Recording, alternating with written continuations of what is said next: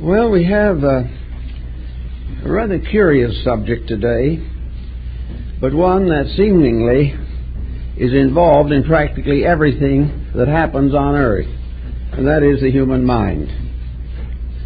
There are no adequate definitions as to what the mind is, but there is a reasonable accumulation of data concerning what the mind does. And under careful scrutiny, it is obvious that the mental equipment is definitely a mixed blessing. Now, why is the mind what it is? Well, it is part of a general government, collective and individual. The world is governed by attitudes, convictions, beliefs, opinions, and various research projects. And these, most of them, originate in the mind. The individual is governed by his own mental equipment, which he very seldom questions, for the simple reason he has nothing to question the mind with except the mind. He has to analyze the thinking equipment. And of course, for some unknown reason, the mind nearly always wins the argument. It does what it wants to do. Now, the mind, as general commander-in-chief of the body, is controlling a complete miniature empire, which we call the human being. This empire includes every type of life that is found in the larger theater of the world around us. This empire within us has its continents, its races, it has its arts and sciences, it has its transportations, and its own educational theories. It is a complete world, living and existing on three distinct levels. These levels are, for the most part, obvious, recognized, and in one way or another, misused. The physical body is the final basis of the human personal integration. This might generally and is generally considered a kind of blue-collar structure. It is here to work. It is here to do what the mind and the emotions want it to do. And the fact that the mind and emotions may not be very good about their own desires, this the body has to stand. The body has to accept the domination of superior instruments which are often dishonorable. So the body has to do what we want it to do. If we want it to be up and on its feet, it stays there until it falls of fatigue. The body has no recourse to anything below itself. It has to accept the final slavery imposed upon it by the mind and emotions. Now, if we didn't have a mind and did not possess emotions, the body would probably be inert and useless. The body of its own accord would be simply a creature seeking food, seeking to survive, but with no particular purpose or project in mind.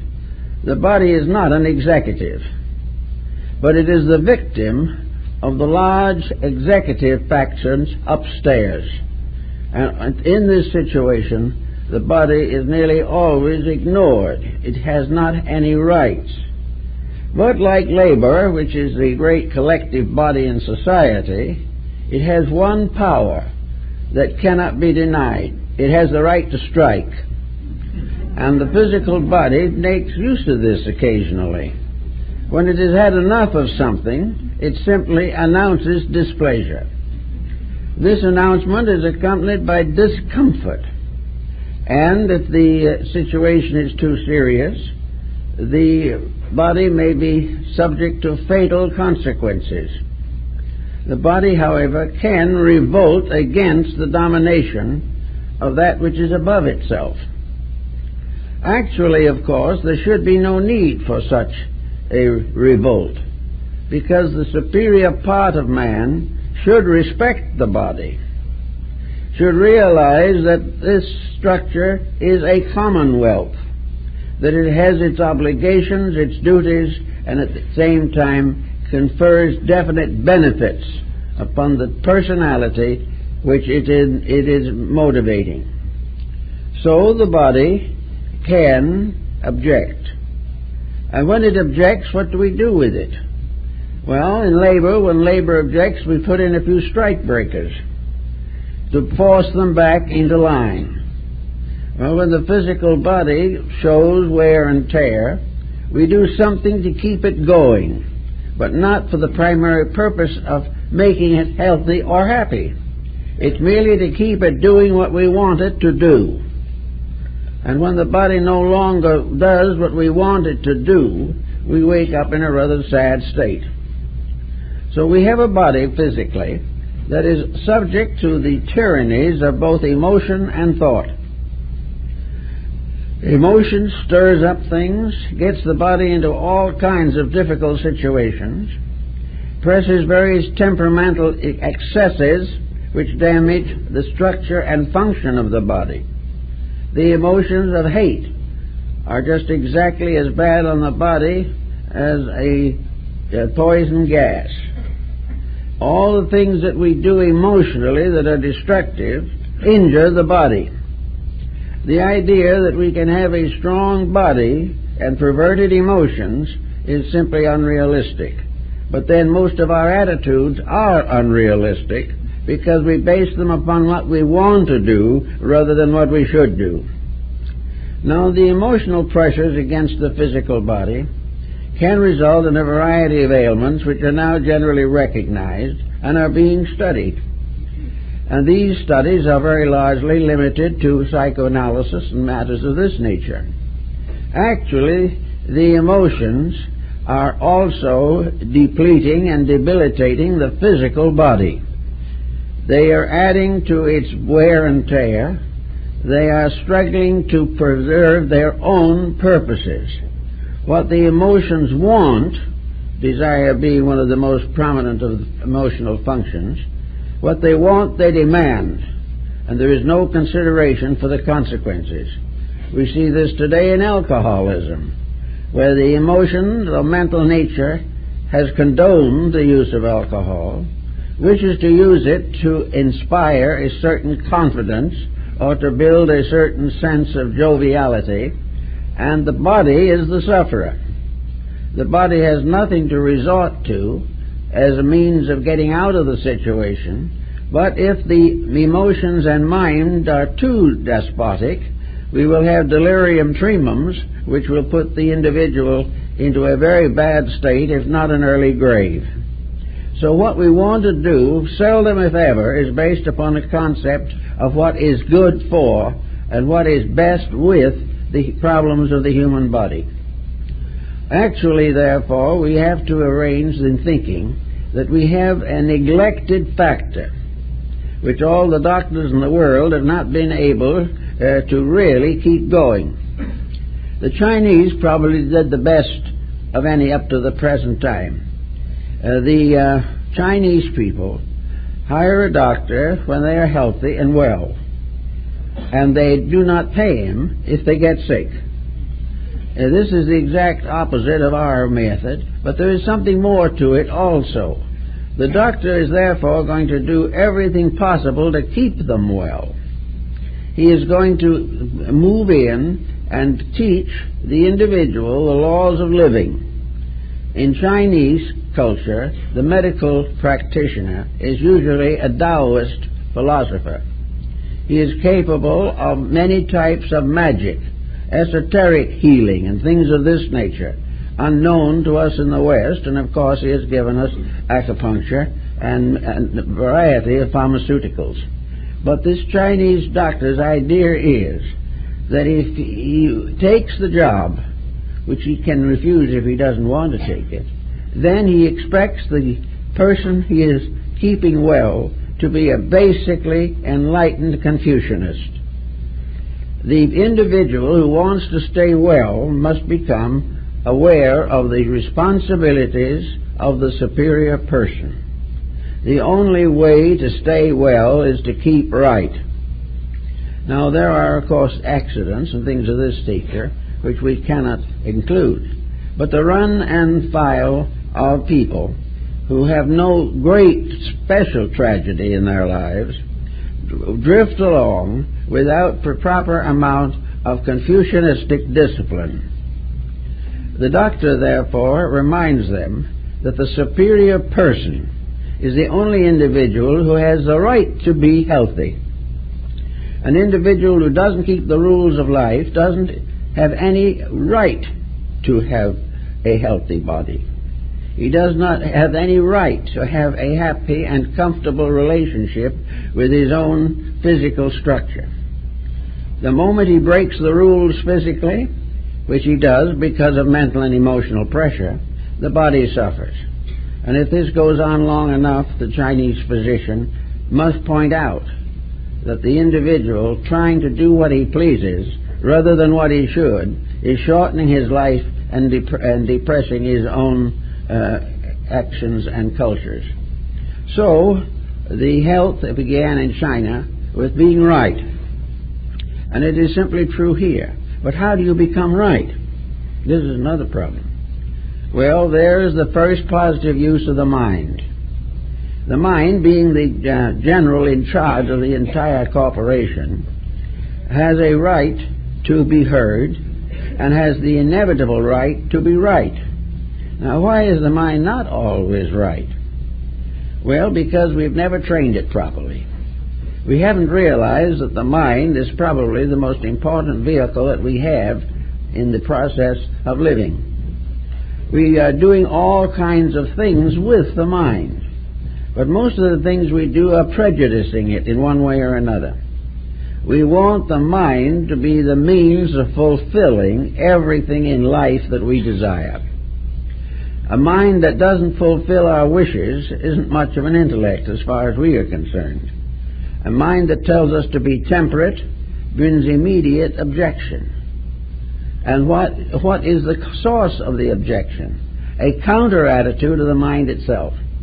So the mind that gets us into trouble, the mind that gets us out of trouble, and the mind that keeps us alternating between one and the other for most of our lifetime, all this is one mysterious instrument that has the authority to over-influence the life of the person. The mind, working in harmony with the emotions and protecting the rights of the body, represents the best form of government that the human being can have. The mind, therefore, must be taught how to govern, and the results of its own instruction are proven by the emotional and physical consequences of thought. If the mind is right, the body will be reasonably well, and the emotions will be stable. If the mind loses its own integration, or fails to maintain its proper relation with life, then the other two factors are immediately sickened. And we find that most of our thoughts these days have a tendency to deplete health or depress emotions.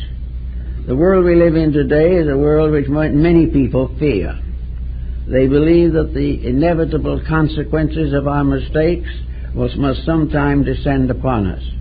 But we seldom apply this to ourselves. We seldom think that the personal mistakes that we make every day are really going to be held against us. We feel, as far as that's concerned, that there are a lot of little things that God and nature have to overlook because we are not perfect after all. Well, no one really expects us to be perfect, but nature expects us to do a little better than the average person does. We are supposed to cooperate mentally, and in so doing not only preserve the harmony of our own compound construction, but also to protect the world in which we live. Selfishness and cupidity and arrogance and all these bad emotional mental processes are destroying our planet. And the very policies which are wrecking the planet are held in the minds of people who are wrecking themselves by having those habits. This is something that's hard to believe, perhaps, but if we want to know what is happening and why it is happening, it is not necessary to climb the smoky sides of Sinai. It is only necessary to sit down quietly and reflect for a few moments upon the conditions of society, our own personal lives, and the attitudes by which we are dominated. If we do this, we will soon have the answer to most of the common questions. Now, in China, as we aforementioned, the doctrines of Confucius, though for a time outlawed by Mr. Mao, are now back in fashion. And it is now considered a part of education for the individual to realize that an education that enables him to be sick, poor, discontented, and driven by dictatorships is not much of an education, and the world isn't going to get very far on that diet of culture. Wherever we find things wrong, there is some kind of ignorance, and this ignorance is either natural or acquired. Natural ignorance you can do something with. Acquired is more difficult. Acquired ignorance largely arises from the individual's personal determination to break rules for his own benefit, failing to realize that this is utterly impossible.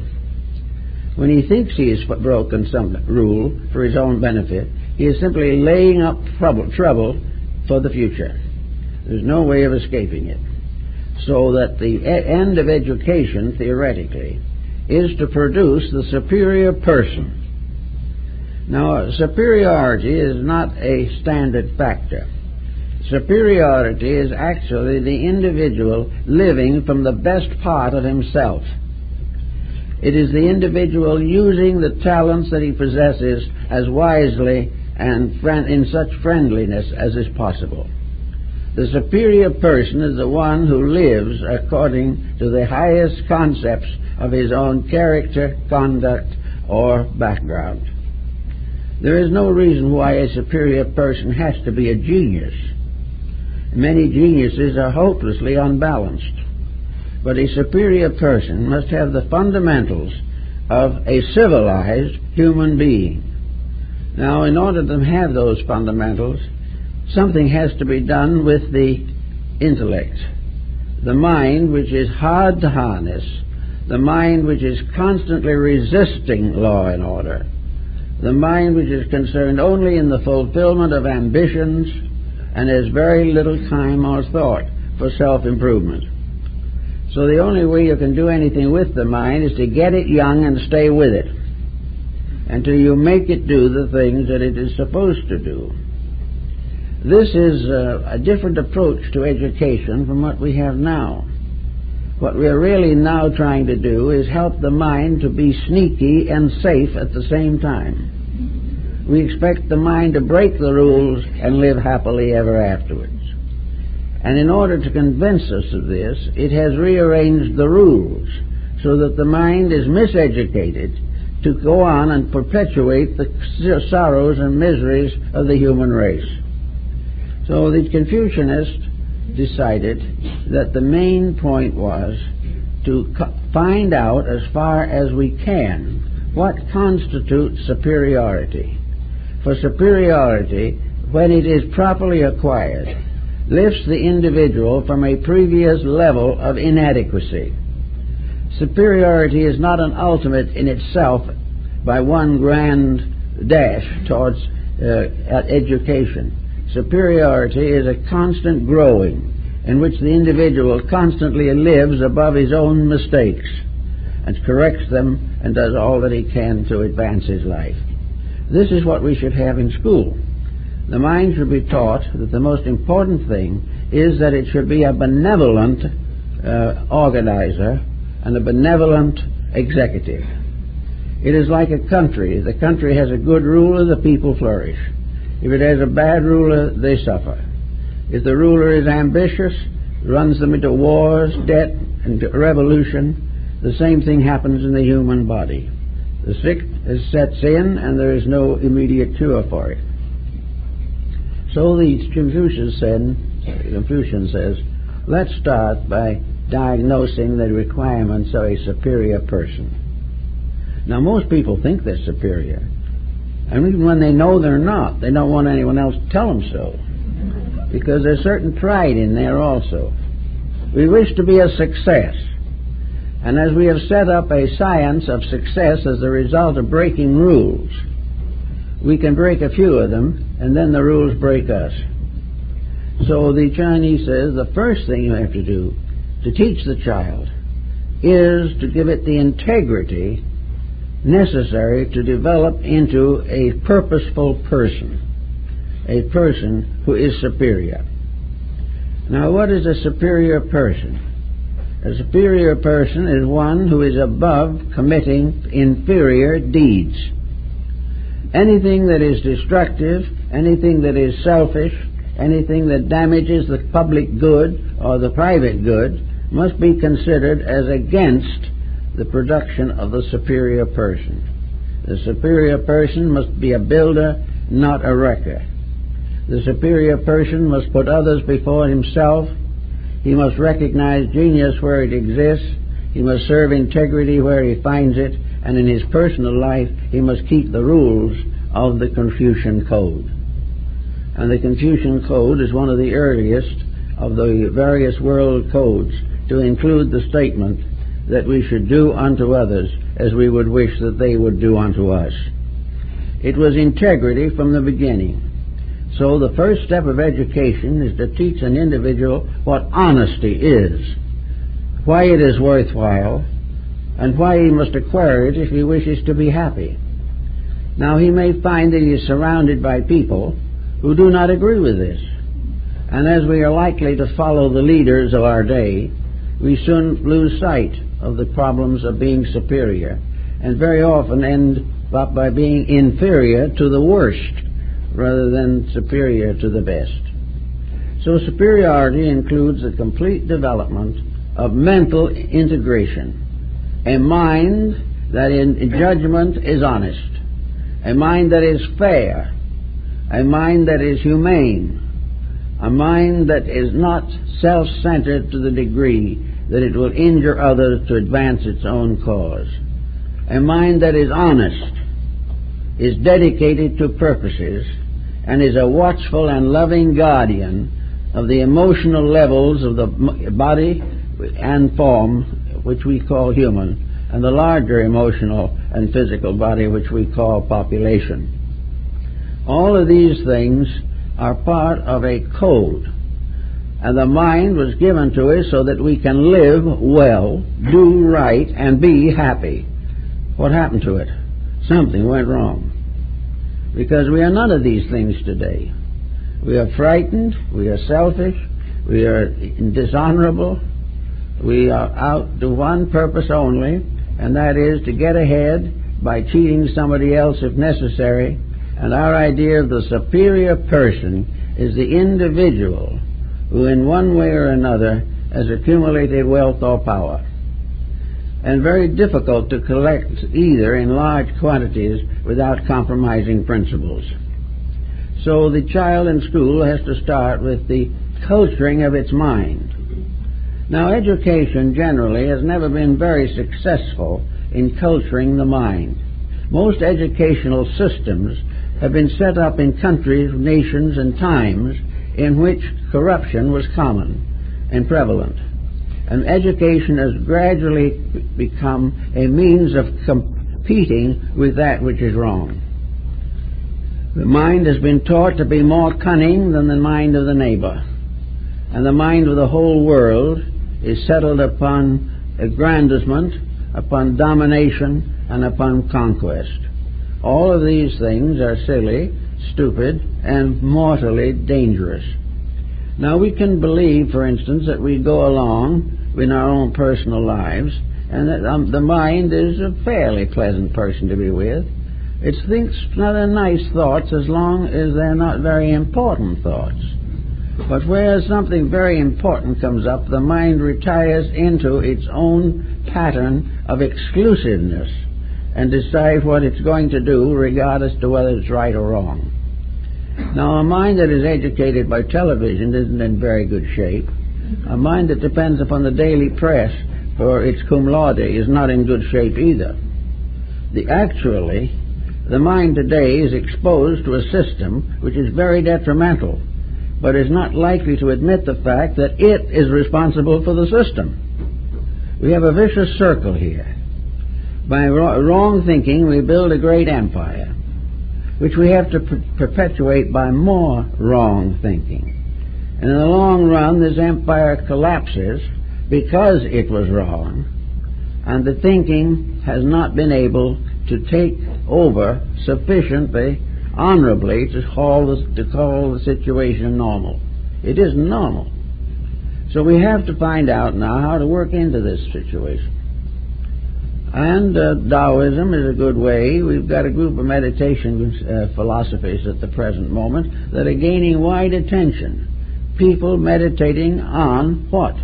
This is the big question. Meditation is a wonderful thing, but it doesn't get us anywhere unless it re-educates the mind.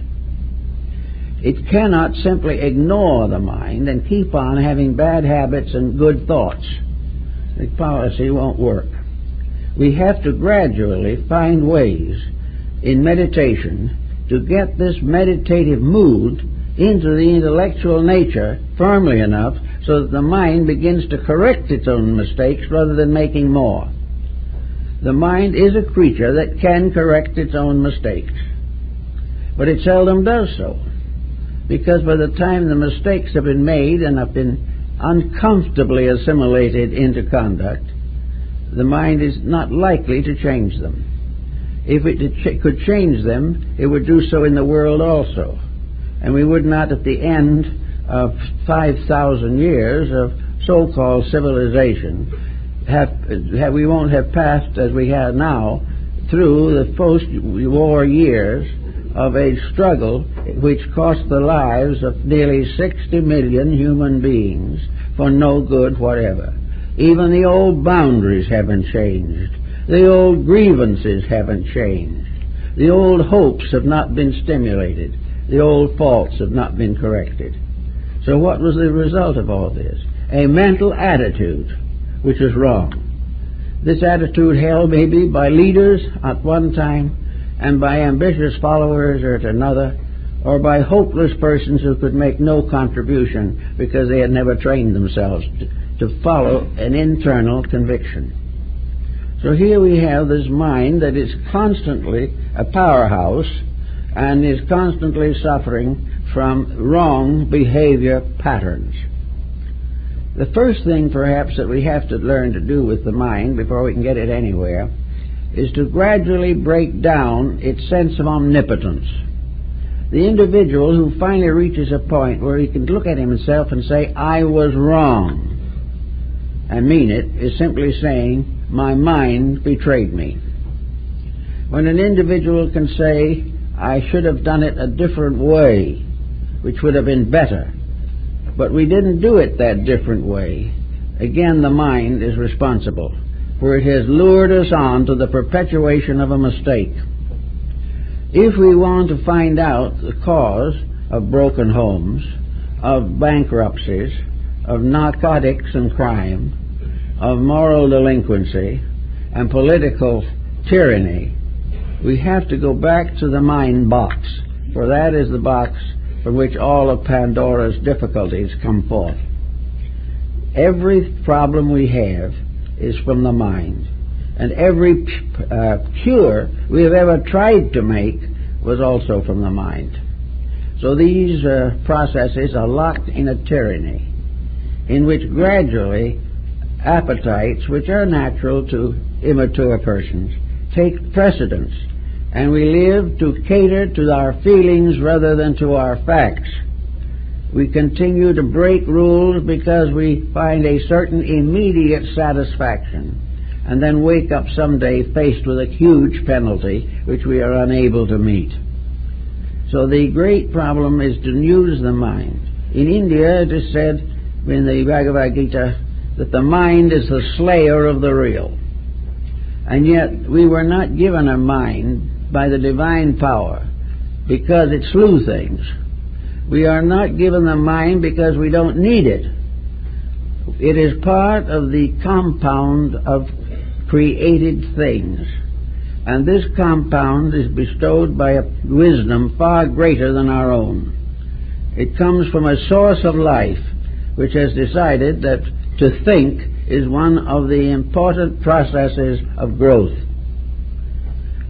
So we have to go into the problem of thinking and try to decide what is a thought and what is an opinion. What is a fact and what is a fable?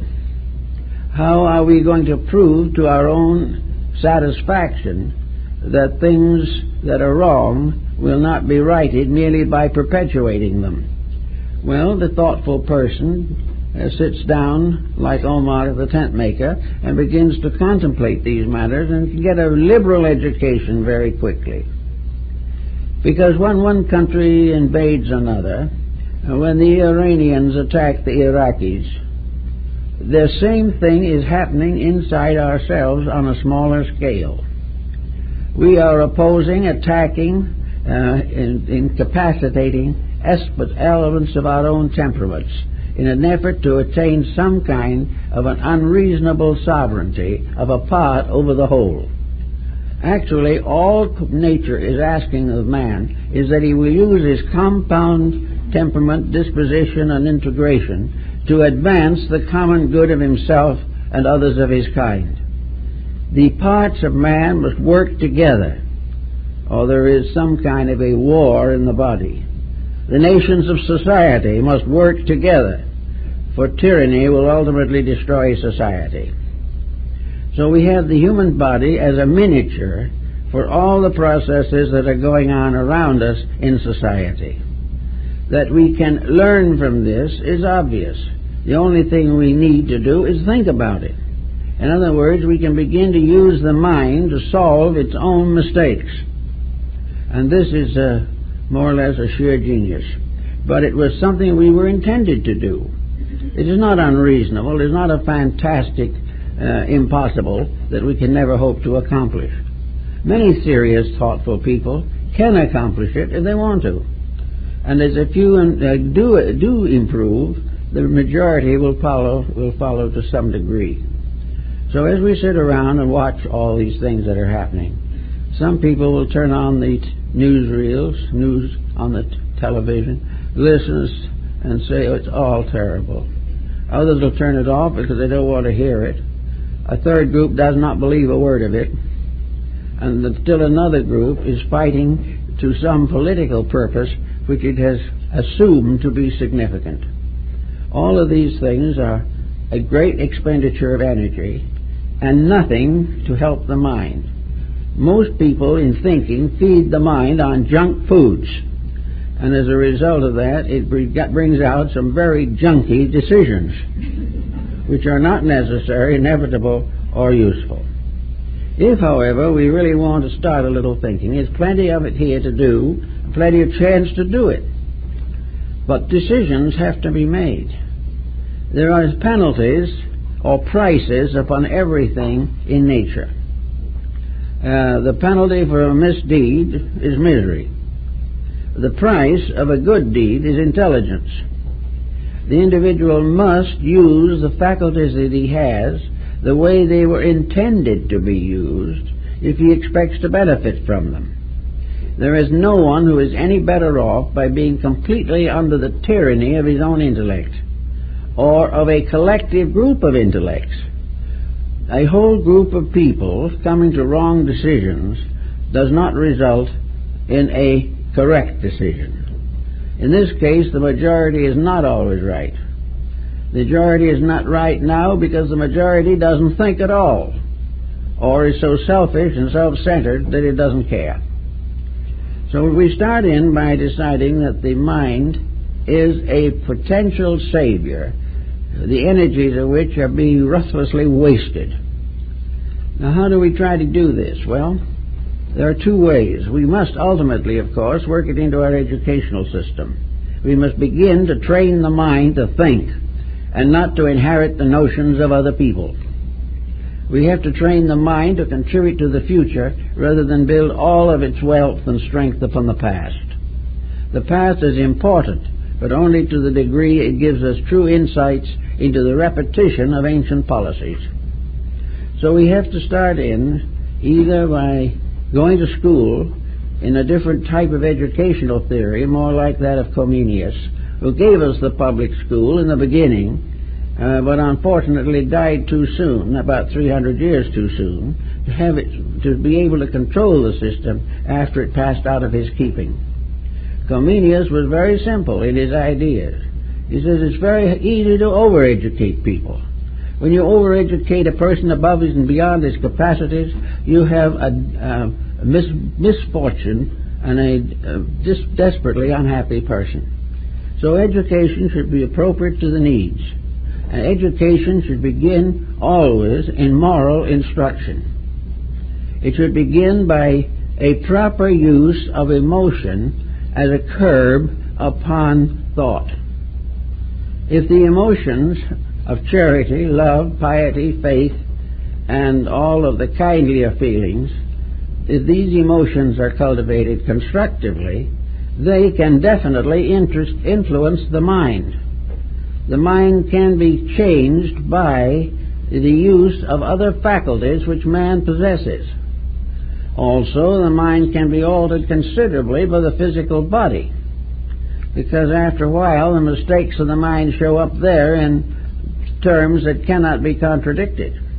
So the mind has to gradually realize that it is not the lord of all it surveys, that it cannot do anything that it wants to do and not be punished. The mind must come to the realization that it exists primarily to learn what is right and do it. Now, this does not mean that life is going to become a dull monotony, or that for lack of mistakes we have nothing to live for. It is because of the fact that the values, joys, securities, and wonderful internal experiences of being right are more lasting and more satisfying than the result of any vice that can be cultivated. So we can hope that people will quietly sit down and begin looking around them and looking within them. Looking around to see what's the matter with the families around them, what's the matter with the business that is falling apart, why they can't speak to their relatives anymore, why their children are delinquent. All these things they can notice. And they can also do what a number of groups are doing now, organizing themselves against these delinquencies. It is becoming more and more obvious that bad habits are endangering the survival of civilization. Well, bad habits are simply basically bad mental attitudes, wrong thinking, wrong decisions about what is good and what is bad. Now, a lot of people say that we already have this information. We do. There are very few people in this world who do not know right from wrong. But they do have other pressures that are stronger. Instead of being concerned with right and wrong, they are concerned with what they want, what they wish to do. If it's revenge, they want to have it. If it's some kind of argument, they want to enjoy it. And they feel perfectly right and free to elect the wrong persons to public office. These things are not part of the discipline that we need, but they are coming out all around us. What we need is more and more thoughtfulness, the education of the mind in realities. The education of the mind that when it says, I think I will go out and buy some cocaine, immediately the mind itself says, no, you don't, because you can see, know, hear, read, and observe the consequences of such a conduct. There is no law that says that you have to be a narcotics addict. The only reason is that because it gives you a temporary feeling of omniscience. You suddenly feel you are bigger than anybody else, but you suddenly realize that you are smaller than most people by the time it's over. There is no advancement, but we do it. So the mind says, let's go out and buy this material, or go into bankruptcy trying to pay for it. Now, all this is not the result of a bad mind. It is the result of a bad use of a potentially good mind. Or perhaps it is calling upon more strength of character than we possess. But if we haven't got the strength of character, the mind will bill it for us if we are willing to accept. So the mind can pick out every fault that there is in society today and finally add to it the consequence of the fact that we personally are committing these faults, and it's all being shown to us clearly through arteriosclerosis and other symptoms of bodily distress. We are actually a single creature. Our thoughts, our emotions, and our bodies are part of one entity. And when we shortchange any of the parts, the whole suffers. The same with a nation. A nation that is well governed must consider all the needs of all the people. It must defend itself against the extravagances of some individuals who wish to break faith with the integrities of life. Same with the person. When we are ready to break faith with integrity, we are on our way to all kinds of difficulties. Now, most people are not such marvelous, terribly important people that they can necessarily worry too much about some of these problems. What they really need to do is to get down to the small things of life and try to work them out. In our own little way, we have headaches, dyspepsia, indigestion. Anacin and its byproducts, largest selling drug in the United States, because it is a treatment for a headache. Now, headaches are sometimes legitimate, but more often misconduct is the basis of headaches. The individual with a headache is the one who is worried when he should have thought. An individual who ate when he should not have eaten. An individual who got into an argument that he should not have gotten into. Or have all kinds of negative, destructive fears, anxieties, worries, and antagonisms until he gets so miserable that he has to take some more aspirin. Now, aspirin is not a cure for anything. It reduces symptoms for a little bit. But the only cure for the difficulties that aspirin is taken for is clear thinking. The individual, by thinking himself through this maze of his own misconducts, can find a way to remove most of his headaches. Those that remain may represent need of medical or psychological attention. The individual may have to go down as far as his diet in order to find the roots of some of his headaches. But most of his headaches come from above, because the headache, as is implied, is in the head. And it's in the head where the headache arises in the mind. Now, the brain is not responsible. That poor little hunk of flesh is just doing the best it can. It has been given over to the custody of a heartless taskmaster. It is a slave to the will of the mind behind it. It has nothing to do or nothing to say but to transmit the impulses, good or bad, to some other part of the body that is being affected or they hope will be affected. So there is no way out of this unless the individual realizes that the mind has as its primary purpose not ingenuity but integrity. We think the mind is a great thing these days when it invents a computer. That really is the answer. Already people don't know what to do with them. The problem of computers is already assuming gigantic proportions. Another individual might point out that we are indebted to the mind for putting a man on the moon. Yeah, it's probably true. The mind was having a grand time on its own, with no consideration for the rest of the body which belongs to it. Landing the man on the moon was a scientific achievement, but the real problems of life were not touched by it. They then decided they'd land one on Mars. They can go on until they land one in the Milky Way, but it still will not prevent the common mistakes we make here every day. To correct the immediate mistakes. We look down on them. They're inconsiderable. What is the use of not being selfish when with a little effort you can make a neutron bomb? This is the difference of perspective. It is the fact the individual wants anything that takes the mind away from his own need to grow. He wants to be amused.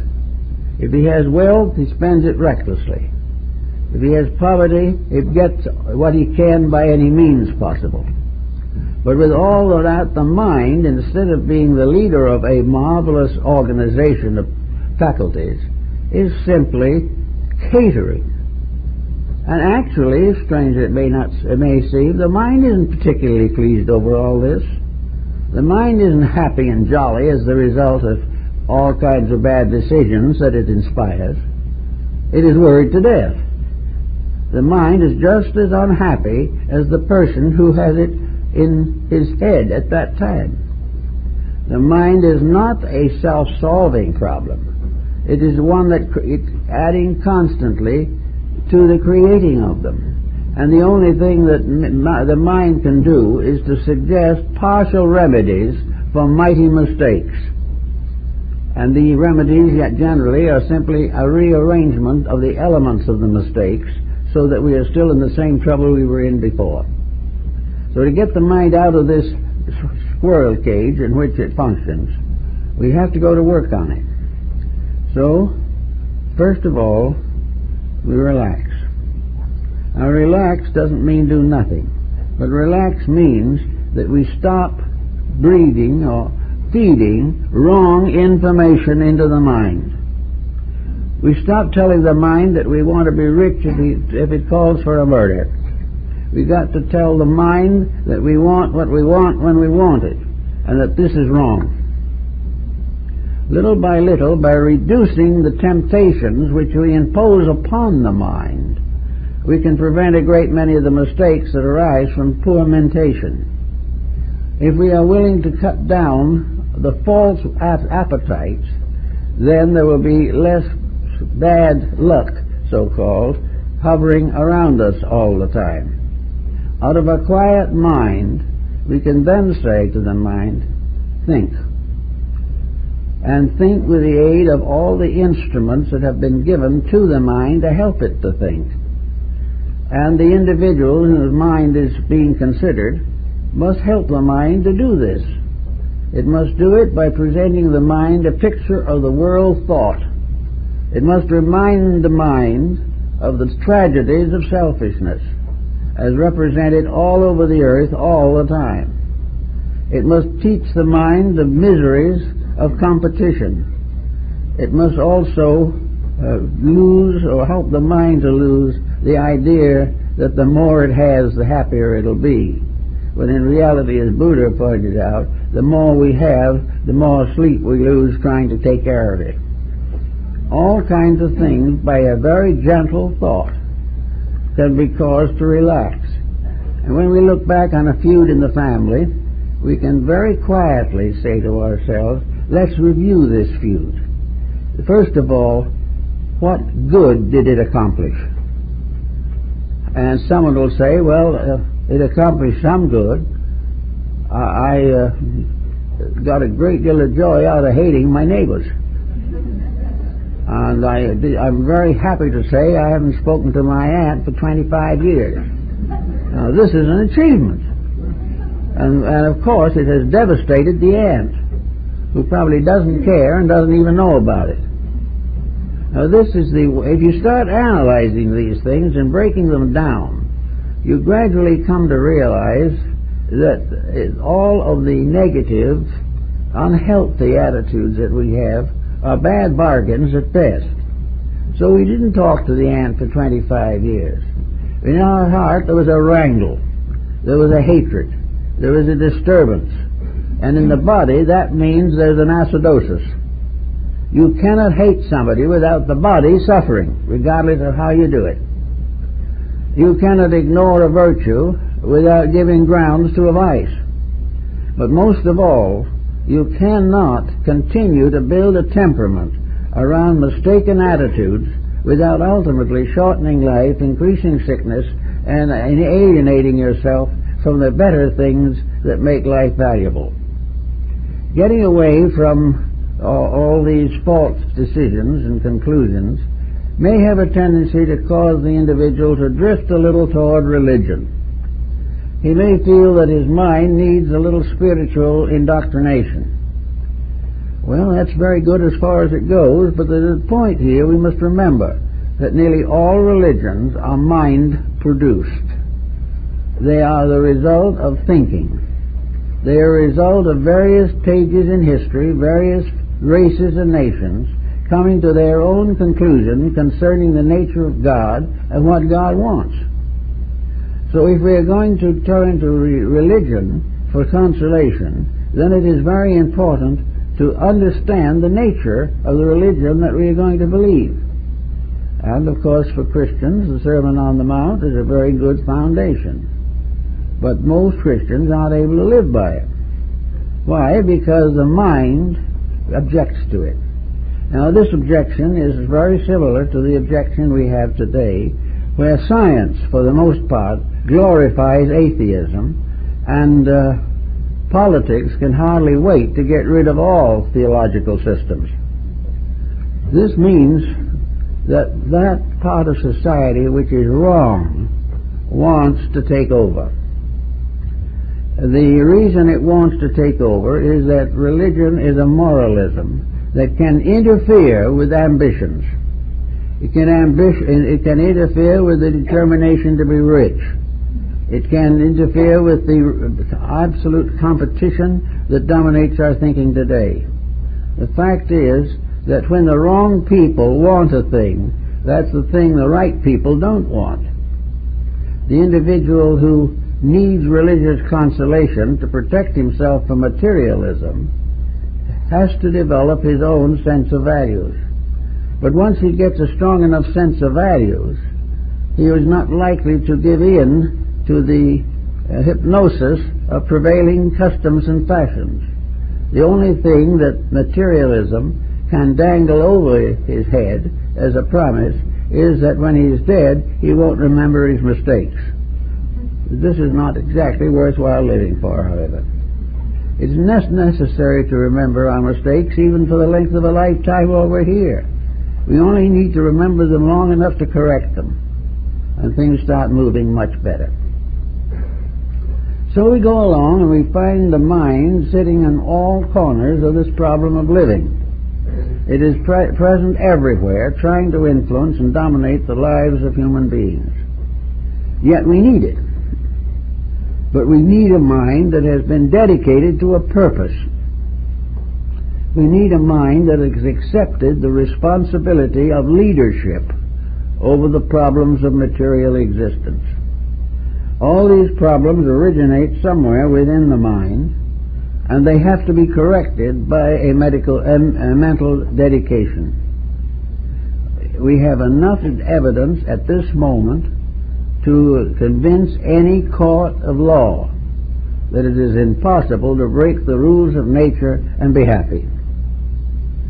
Yet we don't see nature anymore.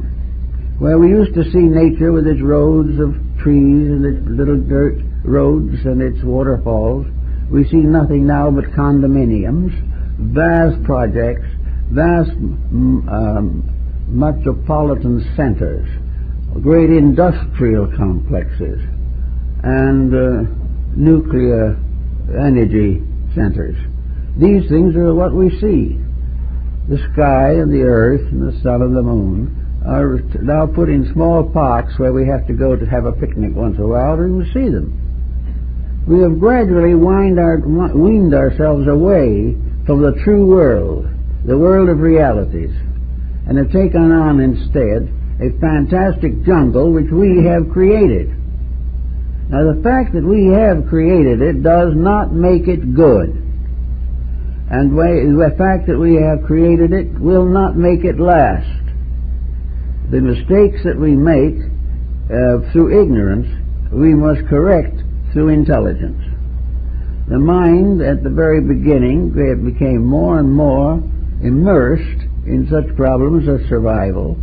It tried to build a philosophy around the small things of life that the primitive human being was able to contemplate. But little by little, it has created what we call civilization, which is a compound of uncivilized peoples. It is not something that we can be proud of. And it will never get better unless we do something about it. Now, of course, long spans of history probably don't intrigue the average person too much. He's not going to die of a broken heart about something that might happen 10,000 years from now, or that a generation or a civilization will destroy itself sometime in the future. These are not the things that really lead the individual to change his ways. Even where he knows that he is passing these mistakes on to his immediate children, who may have to face the catastrophe, even this contemplation is not real enough to make any major change. Now, he thinks of a major change as getting up in front of the government and making them do something. But the major change for the average individual is simply his own attitude toward life. If he gets a straight view of life, he is becoming a free citizen of the universe. And the parent who can't change the political system can at the same time communicate to children the real facts of how to survive even in a catastrophe. Somewhere there has to be a hard core of realities, or every major difficulty becomes a terminal mystery, which is not reasonable or right. So we can go on, and we can go on to try and see what would happen if very quietly we begin to think it through. When we say, Joe's got a better job than I have, think it through and see whether it is as important as to make you jealous. Because if you're jealous long enough, the reward is likely to be ulcers. The man who has the job will never know you didn't like it. If you tell him so outside with very great firmness and make an enemy out of him, he will probably decide he doesn't need your friendship that much anyway. But that isn't where it ends. The hard words you used continue in you. And first thing you know, these hard words become a gastrointestinal difficulty. The final immediate payment is not karma in a future life. The immediate payment is misery here and now. And this is what most people will try to minimize as much as possible. We'll always make enough mistakes to keep ourselves busy. We won't be allowed to just sit back, as the old folk used to say, and float to paradise on flowery beds of ease. That isn't likely. But we can gradually recognize the practical side, the scientific side of our attitudes. We can realize that the effect does follow the cause, just as the wheel of the cart follows the foot of the oxen. We can realize that the stomachache we have today could have been caused by a dozen mistakes we might have made yesterday or the day before, including gluttony, alcoholism, a hasty meal, a poor selection of dietetic materials, or just plain eating when in a case of complete nervousness or anxiety. So we have to recognize that no matter what we do that is wrong, something's going to hurt or itch somewhere. And this itch is itself a valid statement of facts. We can do what we want to about most everything except the physical body. We can change almost anything except this physical structure in which we live, and which is important to our existence in this world. We cannot fool it. We cannot deceive it, and we cannot cure it if we have sickened it beyond a certain degree. There are minor maladies that we can help, but if the cause has not been removed, they will be back. And wherever we find an individual whose mental integrities are not firm, he is a good candidate for some form of physical difficulty. Now, it doesn't follow that we can be completely happy or live forever just because we keep the rules of life. But in keeping the rules of life, it's not just the food rules that we are concerned with. The rules of life that we see shadowed in the body relationships are in all of the relationships. There is no way in which we can be unkind and gain anything but trouble. And the beautiful sense of success that we get when we have insulted another person will last for a minute, but the body chemistry will be injured maybe for months. Everything that is not pleasant, not constructive, not cooperative, and does not seek the good.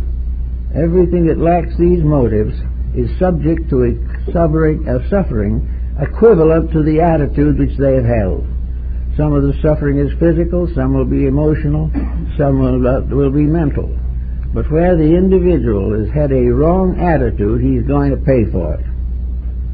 Now this sounds terrible, but it doesn't really mean it that way at all, because the equipment that we have enables us to do it right. And all of nature, the universe, and the divine powers are concerned with our doing it right. What is wanted more than anything else is the human being who is able to become a permanent factor for good in the evolution of humanity. The development of humanity is a project carried on by powers much greater than ourselves. A great wave of life is moving through space, and we are part of it. And along the edge of this wave of space are stragglers of all kinds, and there are also every type of, we'll say, vicious person, every type of troublemaker, every type of gangster somewhere in this motley group. This mass of motley group is slowing down the normal growth of human society. The more misfits we have, the more cantankerous emotional intoxicants we have, the longer this problem continues. The lesson to be learned from a small attack in the liver is applicable to the 4.5 or 5 billion human beings that populate this planet. All of them have minds, and for the most part these minds are not doing much good for them. Instead of these minds leading them to peace and integrity, the minds are leading them to further trouble. This funny's problem is how to get away with it. What do we do? In addition to these various rules and laws, what is it that can outwit the mind? We can say maybe the spirit could, but then we don't hear many remarks coming from that level. Where and what is it that we can do to outwit the mind? Well, that which can outwit the mind, if we give it proper thought and time, that is the emotions. The emotions are far older than the mind. We had emotions long before we were able to think very much. But the emotions are a different type of thing. If emotions are hate, they will then enlist the aid of the mind to make that hate the most important thing in the world. This is what happens with wars. Wars are emotions stirred up to become mental hatreds.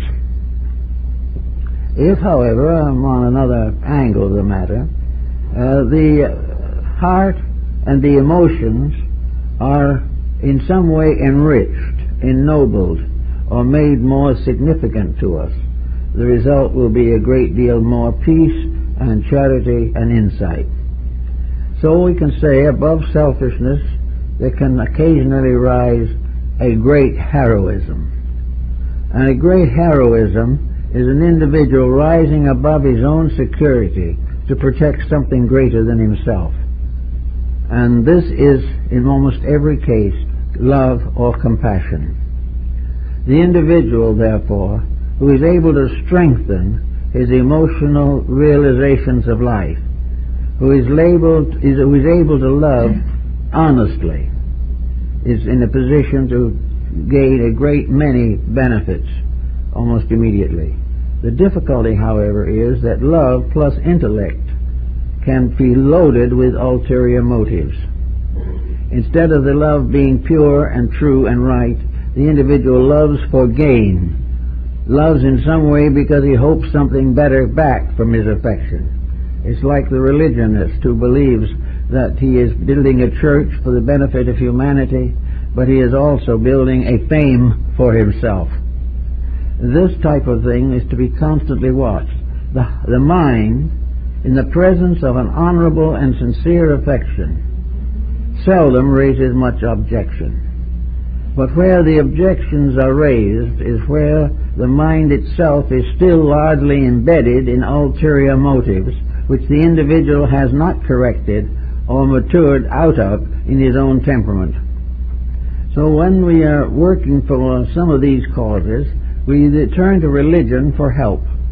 We turn to religion because we believe sincerely that this can give us a new value with which to transmute the mind. Very few religions have ever been successful as mental institutions. They have always appealed to the graces of the Spirit. They have appealed to the love of humanity and to the love of deity and to the recognition of the universal benevolence which governs all things, and most of all, the realization that our mistakes are due to our falling away from the practice of our religious convictions. So we can say love can do a great deal if it is sincere. Love can take a bad situation and correct it. But the correction must be honest. An individual with a stomach ache and had an argument with his daughter cannot reconcile on the grounds that it will cure the stomach ache. This gets back into the old problem of barter and exchange, and that's not where we are concerned. Unless the motives involved in these things are above every ulterior motive, there is very little to them. But if a person's affections are so sincere that without ulterior motive they make a great sacrifice for another, or even a small sacrifice, but do this honestly, expecting nothing in return, only under those conditions does this action have a definite therapeutic advantage.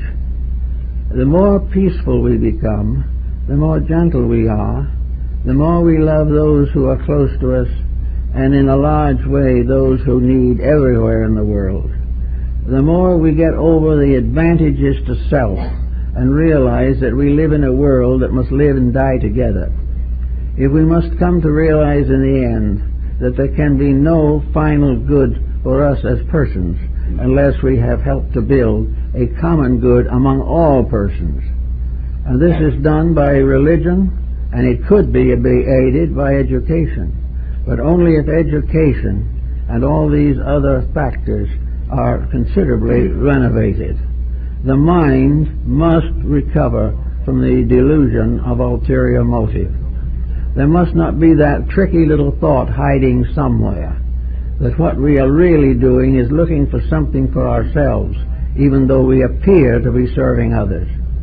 We must get over all ulterior motive, for the mind building on ulterior motive continues to become a schema, continues to perpetuate those very attitudes which are least likely to contribute to the public good.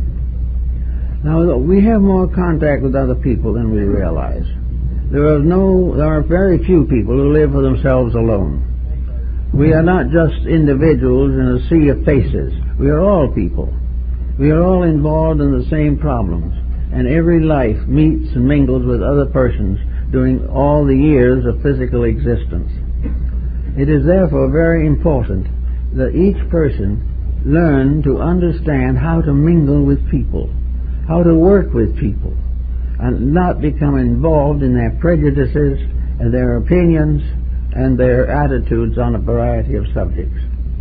We have to realize that a person with a religion different from our own can be perfectly sincere, and there is no reason for us to judge that person adversely unless his conduct is open to dispute.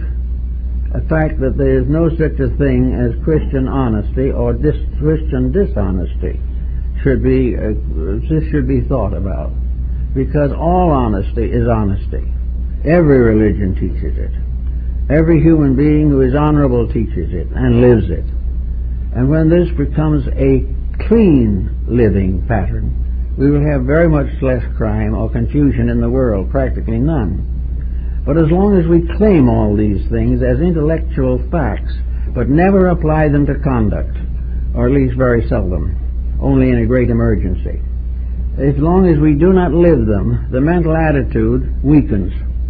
And the mind finally becomes converted to our own selfishness, and will perpetuate it and continue it on and on through all the years of our lives. We don't want to make a mental delinquent out of our own minds, and we do it every day when we conspire and cheat and chisel for the various advantages we are seeking desperately to maintain. We also constantly carry this forward when we try to influence other people to change their ways, primarily for our convenience. All these things are not helpful. The mind is gradually being spoiled, and a spoiled mind is a very unpleasant thing. A spoiled mind is irritable, unreasonable, vindictive, belligerent, and almost any unpleasant synonym you can think of, simply because it has been mistrained.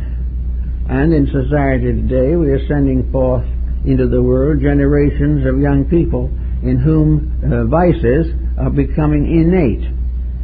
These young people have not been taught the values of life. They have been taught only how to get ahead at the cost of anything and everyone. They have not been taught any moral lesson about what happens to things. They haven't had enough education in them to restrain from narcotics addiction.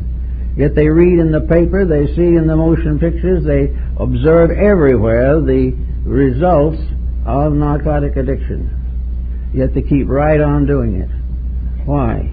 Because in their mind they are excusing or vindicating themselves in one of several ways. One way is that they don't care the cost, that's the way they feel right now. This is the important thing. Well, the same is true in national integrations. In wars, lots of people don't believe in much of anything except what they want right now, and that usually is to survive. The narcotics addict also sometimes does this because he is against society. He wishes to prove definitely that he is no part of a society he does not respect. This can lead to all kinds of crimes which arise as a result of the terrorism of non-adjustment, incapable of straight thinking. Then the narcotic problem, again, is highly profitable. Billions of dollars a year are taken from legitimate enterprise to take care of narcotics addiction. Now these people know this. There's no person probably lower than the third or fourth grade who hasn't been some way contacted. The school yards are now practically centers for the distribution of narcotics. Why?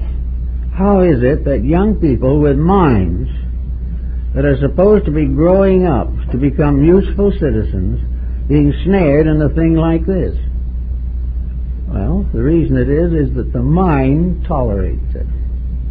The mind gets all kinds of attitude developments which make it accept this. The mind thinks it's wonderful to be clever, to be different, to take chances, and most of all, to lose all sense of responsibility. Don't worry, do what you want to now. All this type of attitude ends in a tragedy, and in this case the body itself goes with the rest, and most of these younger people will ultimately either find a remedy or else will kill themselves. So why does the mind do this to us? Why doesn't the mind see the Sermon on the Mount? Why doesn't the mind accept the Ten Commandments? Well, the reason why, largely, is the ulterior motive that is in ourselves. There is no evil spirit somewhere teaching us to be evil. The thing is that down in our hearts and hearts, a great many people simply want what they want. And the way of getting it is immaterial. The way is to have it. They feel certain that if they get what they want, they will have leisure, happiness, peace, tranquility, success, superiority, distinction, and power. When what they really get is the same 6 square feet that they always got. back to the earth from which they came. There is no way of winning that kind of a fight. But why fight? The emotions don't say so usually, unless they're badly corrupted. The body is screaming, don't do it. But the mind has found out how to argue these things until the individual surrenders. The mind finally permits him to do what he secretly wanted to do for the secret reasons that he wanted to do it. Almost every one of these young people has some kind of a discouragement against the facts of life that is leading them to this type of attitude. And yet we are doing nothing to correct the unhappy facts of life that are driving people to crime, narcotics, and alcoholism. They are people who cannot adjust to the corruptions of the time unless they first demoralize themselves. So this goes on continuously and has been for a long time. The mind has to be taken over, and when an individual makes a commitment to religion or to anything which he feels is necessary to his well-being, he's got to make a complete conviction of it. He's got to go to work on his own mind. He's got to use that side of his mind, which is his true mind, the divine mind in himself, and get away from this animal mind that is constantly contributing to his delinquency. The first thing the individual must do in censoring a thought is to decide whether that thought is right or wrong basically. If it is wrong, reject it. If it is right, fight for it, even though it may take a great deal of energy, time, and sacrifice. But the fact remains, and has always been, as far as our civilization is concerned, the two minds are fighting each other. One mind is a mind of gratification. The other is a mind of edification. One says, do what you please, the other says, do what you should. And the world is divided now between these two approaches to the problems of existence. Unless we solve this as individuals, we will not be able to continue the way of life we want to become accustomed to. If we do not do something about these things, we will be mentally, emotionally, or physically sick. And while many are not in a condition in which they are being treated for their problems, it's safe to say that a large percentage of the world's population at the present time is neurotic, far more than those that are under treatment. So the mind, the highest aspect of our mind, what the Hindu calls the Arupa Manas, the divine mind, the mind of truth in ourselves, is forever fighting the mind of gratification.